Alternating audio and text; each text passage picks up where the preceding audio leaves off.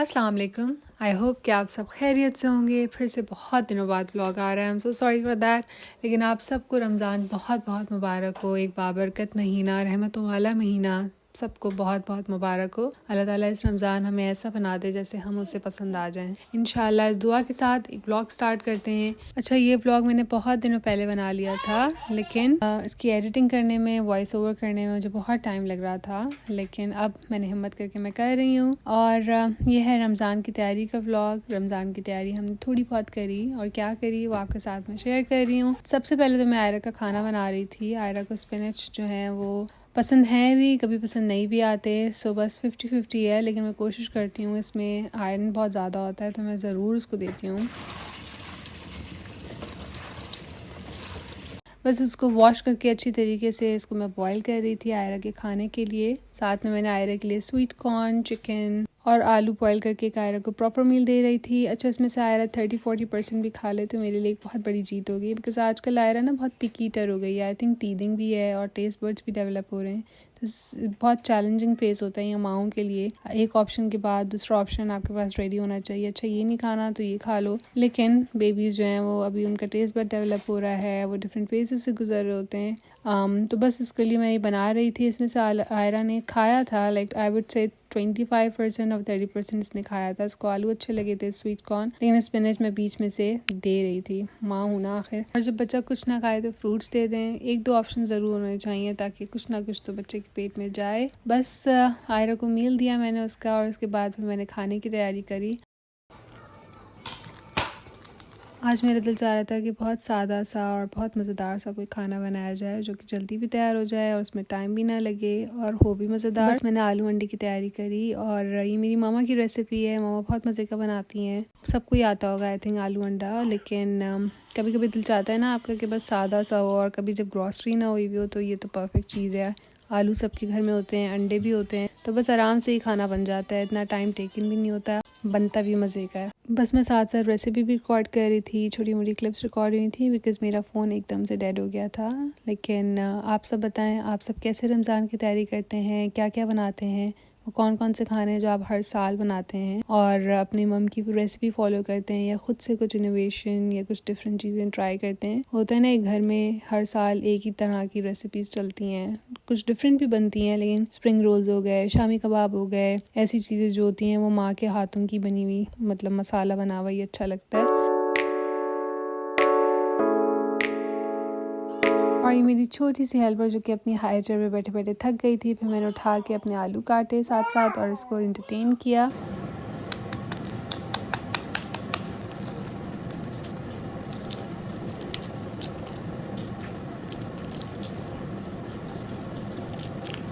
अच्छा, रमज़ान की एक अलग ही रौनक है, और एक ऐसा महीना है जिसमें आप चाहते हो कि आपके पेरेंट्स और आपके बहन भाई भी होते तो क्या ही मज़ा होता। आप उनको फ़ील करना चाहते हो, उनको सेलिब्रेट करना चाहते हो, उनको मुबारकबाद देना चाहते हो। जैसे चाँद नज़र आता है आपको होता है कि हाँ मामा होती तो क्या ही मज़ा होता। पहली सहरी, अफ्तारी, अलार्म सेट करना, तैयारी करना, मदद करना, वो सारी चीज़ें आपको बहुत ज़्यादा याद आ रही होती हैं एक एक चीज़। और ये फर्स्ट ईयर सेकेंड ईयर का नहीं, बल्कि हर साल ही आपको फ़ील होता है कि हाँ हम घर में इस तरह से बनाते थे, ये होता था, और इस घर में इस तरह से होता है। जो भी शादीशुदाएं हैं या जो बाहर स्टडीज़ के लिए आए हुए हैं या किसी भी तरीके से अपनी फैमिली से दूर हैं, वो इस बात से ज़रूर एग्री करेंगे कि अपनी फैमिली को बहुत मिस करते हो। और एक साल नहीं बल्कि हर साल ही आपको कहीं ना कहीं चीज़ें जो है वो हिट हो रही होती हैं कि अच्छा मम्मा होती या कोई भाई होता या कोई बहन होती तो वो किस तरह से हम सेलिब्रेट करते।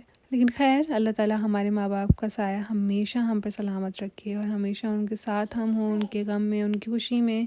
अल्लाह ताला सेहत दे सारे माँ बापों को। बस फिर शामी कबाब की तैयारी हो रही थी। अच्छा, मैंने शादी से पहले कभी शामी कबाब नहीं बनाए, लेकिन हाँ मैंने अपनी मामा को ज़रूर देखा है, वो बहुत मज़े के बनाती हैं। अच्छा, वो तो सिल पे बनाती हैं, सिल माशाल्लाह एज सबकी होती है, एजिंग है, लेकिन फिर भी वो अभी तक सिल पे बनाती हैं, और उनको जो है मशीन का शामी कबाब अच्छा नहीं लगता। वो कहते हो जब तक रेशा और बोटी इस तरह से ना आए तो मज़ा नहीं आता। तो हाँ, मैं उनके साथ टिक्कियाँ बनाने में मदद करती थी, लेकिन मसाला पीसना, बनाना सब कुछ वही करती थी। लेकिन शादी के बाद शामी कबाब क्योंकि मुझे खुद अच्छे लगते हैं पर्सनली, तो मैं बनाती रहती हूँ। तो इस बार भी मैंने रमज़ान के लिए सोचा शामी कबाब बनाए जाएँ, क्योंकि अफ्तारी में, सहरी में बहुत आसानी हो जाती है।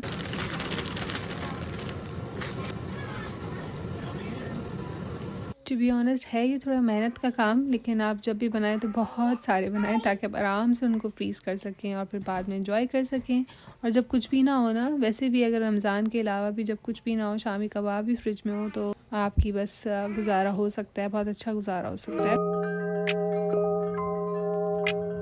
अच्छा, कबाब का मसाला मैंने चढ़ा दिया था। उसके बाद मैं साथ साथ ग्रीन चटनी बना रही थी। जितने भी हरे मसाले हैं उनको मैंने वॉश कर दिया था, धनिया, पुदीना, हरी मिर्चें, और फिर साथ में मैंने टमाटर डाल दिए थे, मसाला डाल दिया था हस्बे ज़रूरत, लाल मिर्च, एक मैंने प्याज भी डाला था, थोड़ी सी मैंने इमली डाली थी और साथ में मैंने लेमन जूस डाला था।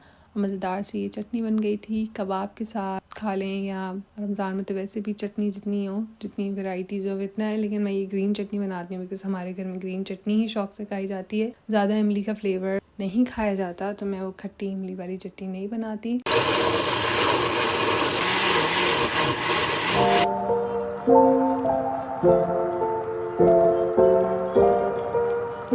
ये मज़ेदार सी चटनी तैयार थी। अच्छा, मैं बीफ के कबाब बना रही थी और पानी जो है वो खुश तकरीबन हो गया था। अच्छा, बीफ जब मैंने डाला था उसके 1.5 घंटे बाद मैंने चने की दाल इसी में मिक्स करी थी, क्योंकि चने की दाल टाइम नहीं लेती इतना ज़्यादा और बीफ टाइम लेता है, तो फिर वो दोनों चीज़ें बैलेंस हो जाती हैं, एक साथ प्रॉपरली गल जाती हैं। अच्छा, बीफ मैंने तकरीबन 1.5 kg लिया था और चने की दाल जो थी अराउंड 500 ग्राम्स थी। तो पानी प्रॉपर खुश्क हो गया, फिर मैंने उनको चॉप कर लिया और फिर बाद में मैंने बिल्कुल बारीक कटी हुई प्याज और साथ में हरी मिर्चें, हरा धनिया डाल के बस फ्यू सेकंड के लिए उसको चलाया ताकि वो अच्छी तरीके से मिक्स हो जाए।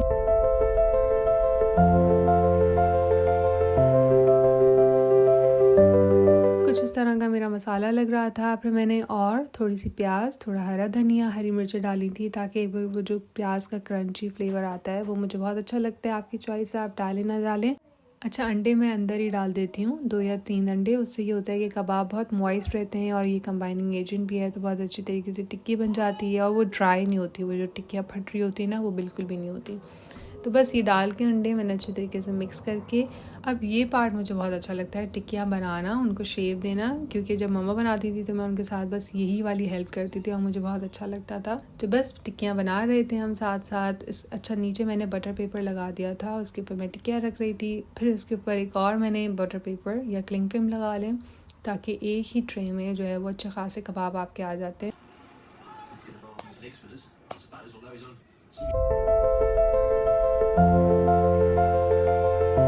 कुछ इस तरह से मेरी ट्रे लग रही थी। 2 लेयर्स थी, एक नीचे लेयर थी, उसके ऊपर क्लिंग फिल्म था, उसके ऊपर एक और लेयर थी। अच्छा, ये पूरी रात फ्रीज़र में रहे थे और नेक्स्ट डे मैंने इनको निकाल लिया था ट्रे से, अच्छी तरीके से फ्रीज़ हो गए थे। और फिर मैंने, मुझे जितने एक बैग में चाहिए थे मैंने बैग्स बना लिए थे।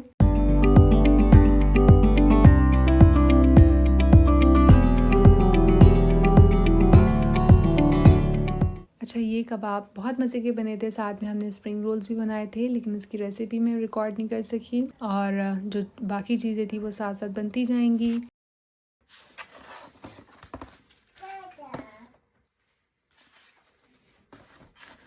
अच्छा, ये मेरा पार्सल था जिसके लिए मैं बहुत एक्साइटेड थी बिकॉज़ रमज़ान है और आयरा को आई रियली वांट कि मैं उसको दिखाऊं सारे जितने भी हमारे फेस्टिवल्स होते हैं, उसको किस तरह सेलिब्रेट करते हैं। तो एक छोटी सी कोशिश मैं हर साल करूँगी इंशाल्लाह। तो मैंने एक लाइट्स एंड बहुत क्यूट सा बैनर ऑर्डर किया था फॉर रमज़ान और बस मैं उसको अनपैक कर रही थी, साथ में आयरा भी थी and she was really excited कि इन बॉक्सेस में है क्या। तो ये था हमारा रमज़ान डेकोर जो कि हम हर साल करेंगे इंशाल्लाह, और बहुत ही छोटा सा, बहुत ही मिनिमल सा डेकोर था, लेकिन I was really excited to do that. इसी के साथ आप सबको रमज़ान मुबारक। अल्लाह ताला आपके लिए इस महीने में बहुत सारी रहमतें, बरकतें लेकर आए और आपके लिए मुश्किलों में आसानियाँ लेकर आए। तो बस मिलते हैं अपने नेक्स्ट व्लॉग में। प्लीज़ सब्सक्राइब माई चैनल, आपकी अप्रिसिएशन मीन्स अ लॉट। अल्लाह हाफिज़।